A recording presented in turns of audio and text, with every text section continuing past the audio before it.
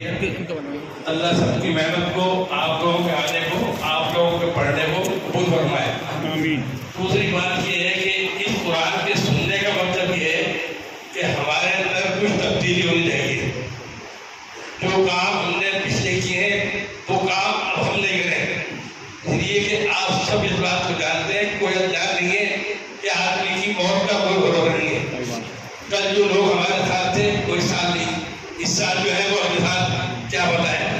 تو اس لیے ہمیں ہر وقت یہ استعداد اللہ سارا ہمارے سامنے رکھنا چاہیے۔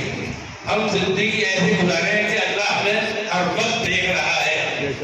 تو اس قرآن کے سننے کا اور پڑھنے کا مطلب یہی ہے، اور اللہ تعالیٰ آپ سب لوگوں کی محنت کو، آنے کو قبول فرمائے، اور جو کچھ جس آپ نے جیسی محنت کی ہے اللہ تعالیٰ اس کی محنت کو قبول فرمائے۔ یعنی کل ان 6-7 آدمیوں نے رات کو اتنی محنت کر کے اس مسجد کو چمکایا ہے، تو اللہ ان کو اس کا اجر دے گا۔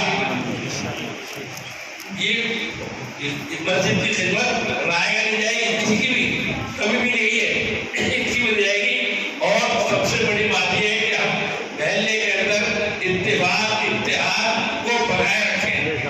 دیکھو اتحاد اور اتفاق میں اللہ نے بڑی طاقت رکھی ہے۔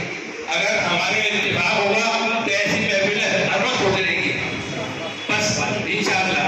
تو ہم سب جیسے رہ رہے ہیں اس سے بھی اچھے طریقے سے رہیں، ہم ایک دوسرے سے کوئی حسد نہیں کریں، کوئی جلن نہیں کریں، کوئی چڑھن نہیں کریں۔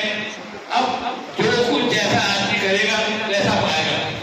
ہم جو کچھ کر رہے ہیں وہ اللہ کو راضی کرنے کے لیے کر رہے ہیں، ہماری ہر کام سے اللہ راضی ہو جائے، بس صرف یہی چاہتے ہیں۔